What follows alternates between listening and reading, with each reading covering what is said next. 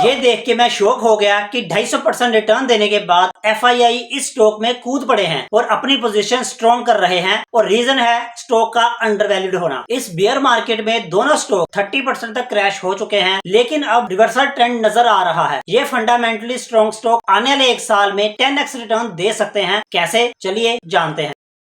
जिसने एक साल में 160% की रिटर्न दी है वो है विंडलेस बायोटेक। ये कंपनी 3 वर्टिकल से रेवेन्यू कमाती है, CDMO, जेनरिक ड्रग्स और एक्सपोर्ट्स। फर्स्ट है CDMO। विंडलेस दूसरी फार्मा कंपनीज के लिए कॉन्ट्रैक्ट पर जेनरिक ड्रग्स मैन्युफैक्चर करती है और इससे इनको 72% रेवेन्यू मिलता है। ये प्रोडक्ट डेवलपमेंट, लाइसेंसिंग और कम्प्लेक्स ड्रग्स की कमर्शियल मैन्युफैक्चरिंग जैसे CDMO सोल्यूशन प्रोवाइड करती है। टॉप 10 इंडियन फार्मा कंपनीज में से 7 इनकी कस्टमर है और कुछ MNC भी इनकी कस्टमर लिस्ट में शामिल है। सेकंड है जेनरिक ड्रग्स। इस वर्टिकल में कंपनी खुद की जेनरिक ड्रग्स हॉस्पिटल और फार्मेसिस्ट को सेल करती है और यहाँ से इनको 22% रेवेन्यू मिलता है। और थर्ड है एक्सपोर्ट्स। कंपनी जेनरिक मेडिसिन और हेल्थ सप्लीमेंट इमर्जिंग और सेमी रेगुलेटेड मार्केट्स में एक्सपोर्ट करती है, जो इनके टोटल रेवेन्यू में सिर्फ 4% कंट्रीब्यूट करता है। अगर फ्यूचर ग्रोथ की बात करूं तो 4 स्ट्रॉन्ग फैक्टर है जो नियर फ्यूचर में ग्रोथ ला सकते हैं, जिसमें पहला है इंजेक्टेबल डिवीजन का एक्सपेंशन। विंडलेस ने recently new injectable plant commission किया है जो इसी साल से कमर्शियल प्रोडक्शन शुरू कर देगा। इस एक्सपेंशन से कंपनी मार्जिन्स को इंप्रूव करेगी, स्केलेबिलिटी बढ़ाएगी और उसके साथ साथ न्यू ऑफरिंग्स लाने पर भी फोकस करेगी। दूसरा है CDMO मार्केट की ग्रोथ। इंडियन CDMO मार्केट अगले 4 सालों में 12 से 14% कैगर से ग्रो हो सकती है और एक्सपीरियंस मैनेजमेंट होने के कारण कंपनी को इस ग्रोथ का पूरा बेनिफिट मिल सकता है। और तीसरा सबसे बड़ा ग्रोथ ड्राइवर जो फ्यूचर में गेम चेंजर साबित हो सकता है वो है जेनरिक ड्रग्स की बढ़ती हुई डिमांड। इंडिया में जेनरिक ड्रग्स की डिमांड बढ़ती ही जा रही है और रीजन है गवर्नमेंट इनिशिएटिव। सरकार जन औषधि स्टोर्स को तेजी से एक्सपेंड कर रही है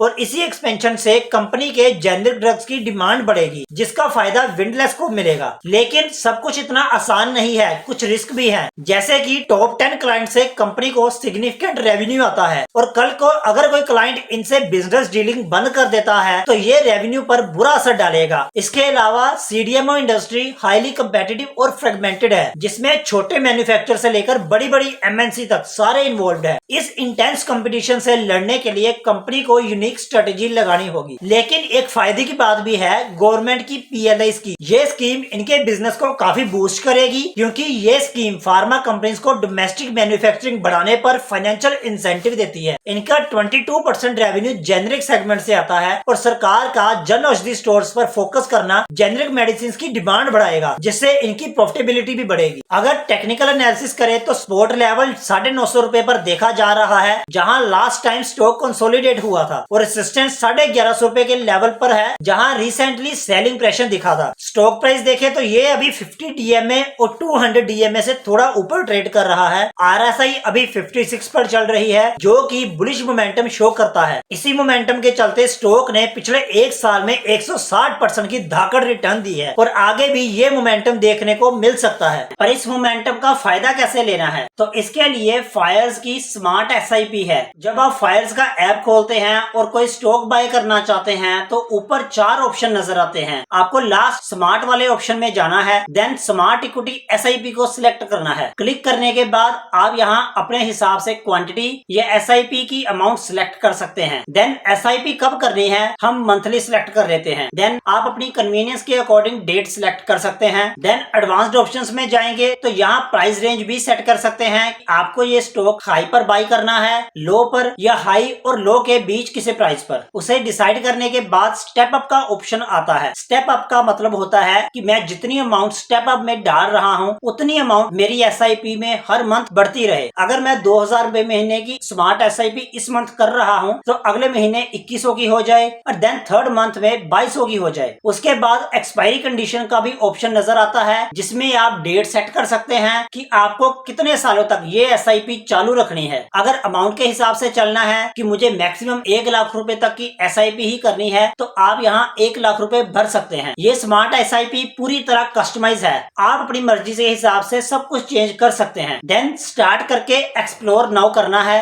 SIP की अमाउंट भरनी है और UPI से कनेक्ट करके प्रोसीड करना है और हो गई आपकी स्मार्ट SIP। इसे यूज करके आप भी स्मार्ट इन्वेस्टर बन सकते हैं। ये सारे बेनिफिट लेने के लिए आपको फाइल्स के साथ आज ही डीमैट अकाउंट खुलवाना है, लिंक नीचे डिस्क्रिप्शन में है। आज अकाउंट खुलवाने पर आपका अकाउंट फ्री में खुल जाएगा और लाइफ टाइम फ्री AMC भी मिलेगी। अगर फायर्स के चार्जेस की बात करें तो अकाउंट खोलना बिल्कुल फ्री है और AMC भी 0 है, यानी कि आपको कोई पैसा देने की जरूरत नहीं है। म्यूचुअल फंड और IPO इन्वेस्टमेंट भी 0 है। इक्विटी ट्रांजैक्शन पर आपको 20 रुपए या 0.03% जो कम होगा वो लगेगा। ऑप्शन ट्रेडिंग में फ्लैट 20 रुपीज लगेंगे और फ्यूचर्स में भी 20 रुपीज या 0.03 जो कम होगा वो लगेगा। कंप्लीट लिस्ट आप इनकी वेबसाइट पर देख सकते हैं। लास्ट कंपनी जिसने 250% की जबरदस्त रिटर्न दी है वो है सेल्जर इलेक्ट्रॉनिक्स और ये आगे भी डबल हो सकती है, बताता हूँ क्यों। कंपनी 4 स्ट्रीम से पैसा कमाती है जिसमें इंडस्ट्रियल स्विचगेयर,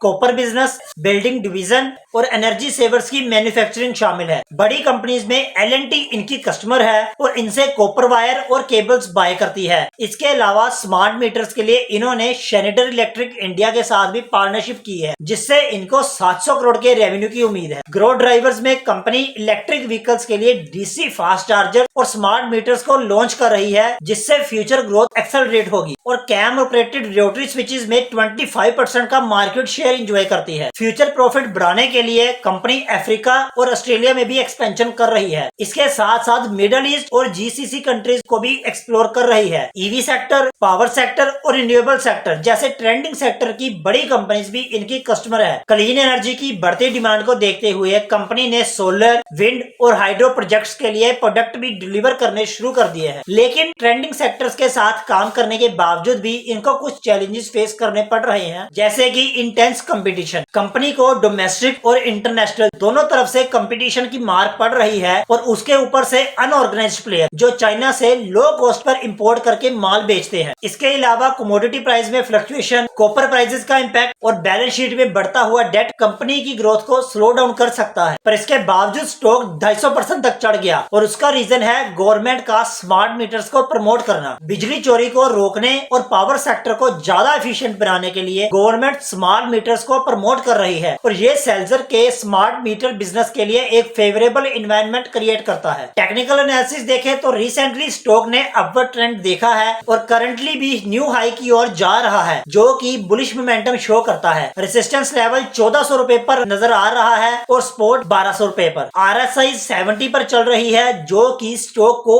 ओवरबाउट शो करता है। करंट स्टॉक प्राइस 50 DMA और 200 DMA से काफी ऊपर ट्रेड कर रहा है। दिसंबर में हाई ट्रेडिंग वॉल्यूम होने के कारण स्टॉक ने एक साल में 250% रिटर्न दे दी है और आगे भी ये बुलिश मोमेंटम कंटिन्यू रह सकता है। इस बियर मार्केट में इसका प्राइस कहां तक जाएगा कमेंट करके बताइए और वीडियो अच्छी लगी है तो अभी लाइक कर दीजिए और स्टॉक मार्केट वाले दोस्तों को व्हाट्सएप पर शेयर भी कीजिए। ऐसे ही इंटरेस्टिंग वीडियोस के लिए चैनल अभी सब्सक्राइब कीजिए। जय हिंद।